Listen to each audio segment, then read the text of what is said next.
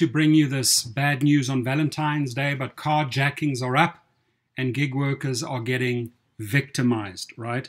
And I just tweeted out this tweet here, legal rideshare. We are driving around with targets on our backs. Kevin Nelson, an IDG organizer and ride-hail driver, said in a statement. That's true, right?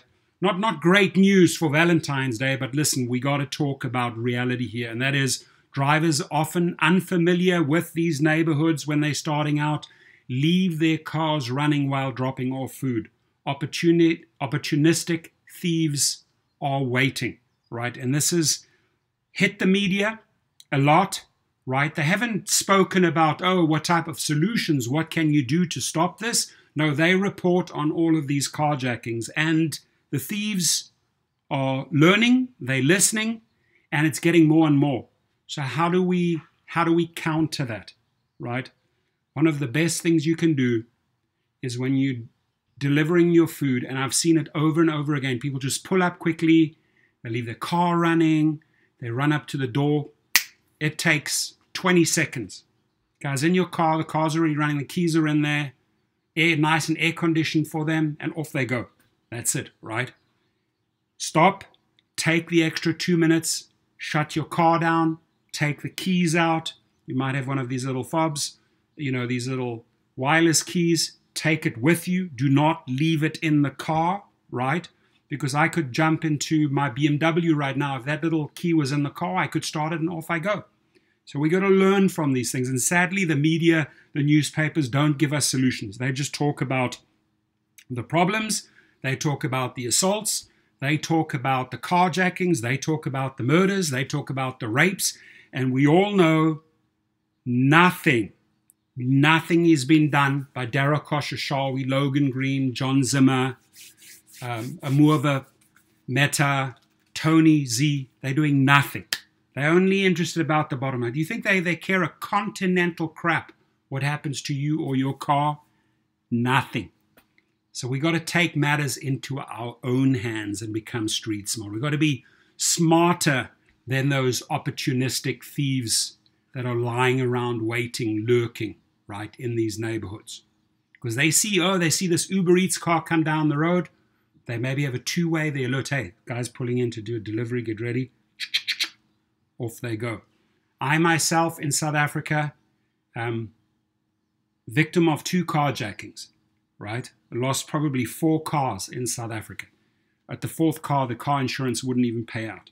So you gotta be careful, and trust me, there I was careful. But when you have several guns pointed at you, hey, here's the keys, take the car, leave. Whole different scenario in South Africa. But here, if you're in Boston, if you're in LA, you're in an area that you're not too familiar with, park, switch off the car, remove your key, check around, do a 360 check. Are there any other people over there, maybe waiting or lurking? Got to be on the ball, folks. You've got to be on the ball. A DoorDash driver named Jeffrey Fang was returning to his minivan in San Francisco after completing a delivery last week when he noticed a stranger in his car. After a struggle, he told a local news outlet another person, an accomplice, got behind the wheel and drove away. Fang's children, 4 and 1, were still buckled inside. Jeez, I didn't even know that. That's just the worst. So the guy's doing deliveries with his kids in the car. Not a smart idea. 4 hours later, after a frantic search by neighbors and law enforcement, the minivan was found in another San Francisco neighborhood with the children safe and unhurt inside. Right? So that thief, that thug, right, abandons the car, leaves the kids in there.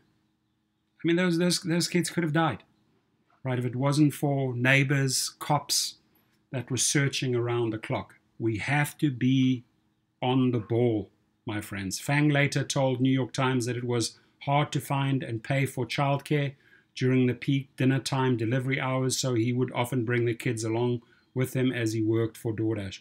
Most of the people in the gig economy were trying to make it, he said. We're doing what we can, but the odds are stacked against us. It's not easy. Oftentimes we have to balance between impossible choices. Who puts these drivers into these scenarios? These CEOs, these executives, right? drivers have to become so creative and adapt. They cannot even afford the childcare during these pandemic times where the companies should be paying them essential pay. And now they have to improvise and take the kids with them. So these executives are forcing these drivers into these type of situations because the pay is going down and down and down. These are the stories we need to get out.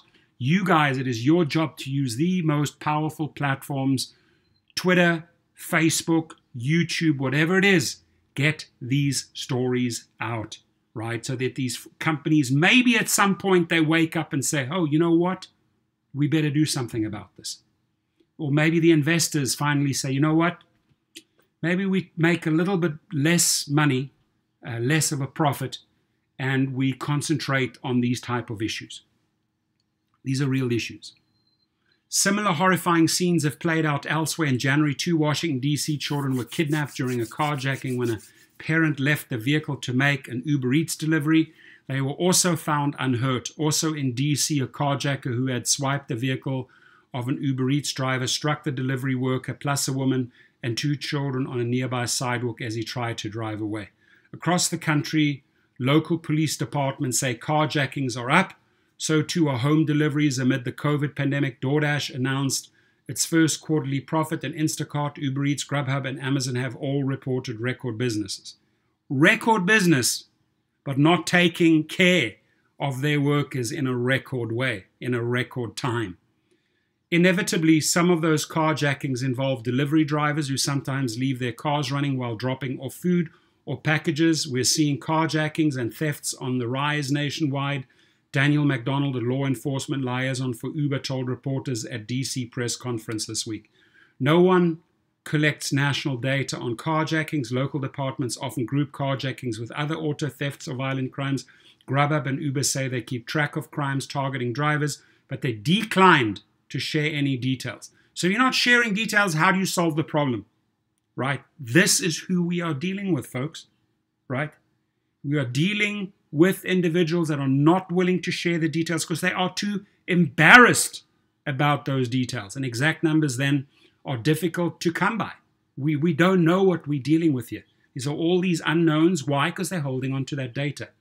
But the local figures are dispiriting. Minneapolis police reported 405 carjackings in 2020, more than 3 times the number in 2019. Police in Louisville, Kentucky said they saw 30 carjackings in July compared with 4 in the same month a year earlier. In Washington, D.C. last year, carjackings rose 143% according to local law enforcement. Let me be clear.